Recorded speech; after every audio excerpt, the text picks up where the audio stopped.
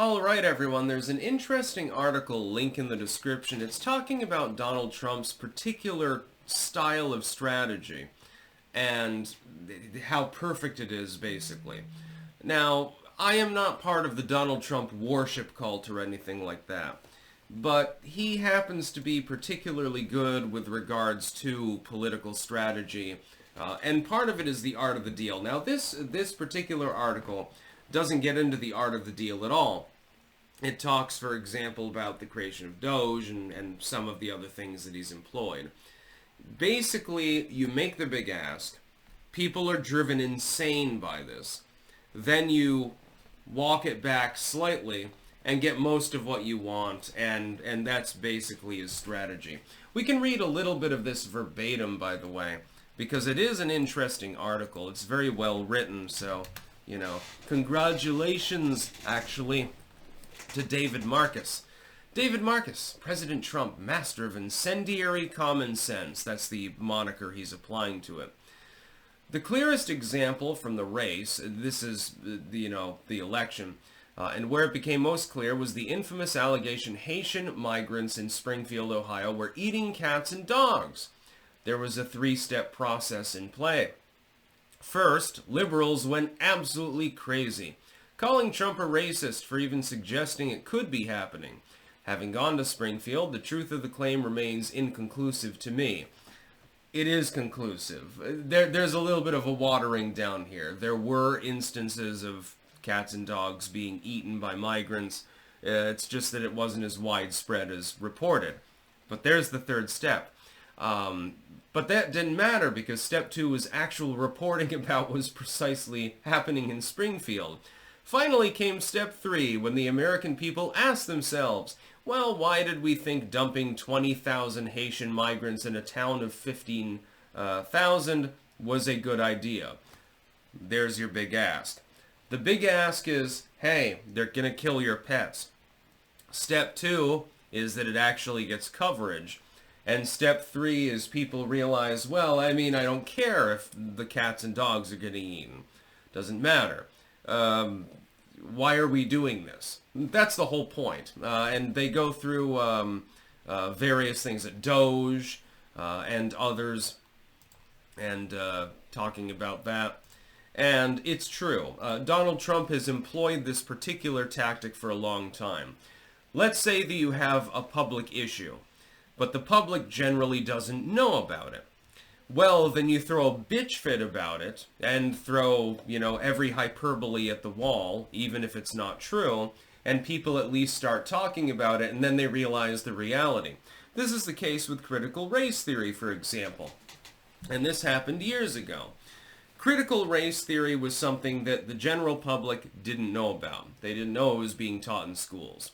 Was it being taught in every school? No, certainly, especially not the private schools. There's a reason for that, by the way. Was it being taught in at least some schools, and is it pernicious? Yes. So you simply throw the hyperbole at the wall and tell people, hey, the schools are teaching your kids literal fucking racial communism. And the parents, all of a sudden, they start going to the school board meetings. And then they realize all of the other problems within those schools. Oh shit, I didn't realize what my kid was being educated about, or miseducated about, rather. And this has happened over and over.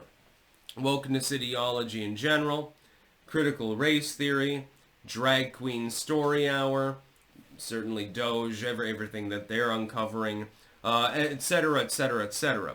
What you do is you make a hyperbolic big ask, you get the public involved, and then eventually they realize what's actually going on, and it doesn't really matter the original claim because the whole plot shifts to something else. Critical race theory, Doge, etc. Trump has been doing this now for years. Elon Musk appears to have taken up effectively the same tactic with Doge, actually. The idea is you go into an agency and you expose some fraud. The liberal legacy media has no choice but to report on it. They can't simply neglect to do so. The public, of course, looks at the paperwork that you've got, at the facts and figures, And then it finds out more things, because there are goddamn millions of people doing the same thing. They come out and then they say, shit, why is my tax money going to shrimp on a treadmill? The most famous example, I think, at least within the last few decades. Why is my tax money going towards $7,500 toilet lids? It doesn't really make sense now, does it? And so the public, there's outcry, and the liberals, the only real resort they have is to call it disinformation, or to try to gaslight people and pretend that it's not true. Even if you've got the receipts. They've been doing this now for several weeks. They'll do it for the next 4 years, by the way. Chuck Schumer and Shifty Shift and all of these other morons, they'll keep doing it. Oddly enough, and I never believed that I would utter these words, one of the few honest people with regards to this issue, at least as far as the Defense Department goes, is Elizabeth Warren. Hell has frozen over. Over and over again over the last few weeks. I've seen so many crazy things politically over the last 3 weeks. I can't even keep up with it. It's impossible. I'm trying. I'm doing my best, but it's a long, hard, lonely road, I suppose. Yeah. Long, long road. Good song by Tom Petty, by the way. I don't even understand what's going on half of the time at this point, and I have to do this shit for a living. So keep that in mind. But yeah, you should definitely look at the link in the description. It details several instances of this basic premise happening. And again, the idea is, you know, you're throwing everything at the wall and something will stick. Like, let's say that I'm facing an opponent. I have like 100 archers behind me, and they all fire their arrows.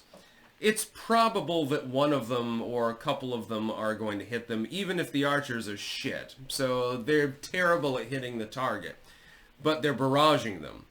This is basically what Donald Trump is doing. That's level 1.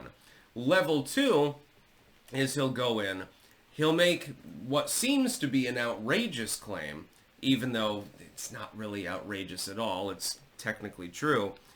And then the media has no choice but to investigate the story, and then the public finds out the real skinny.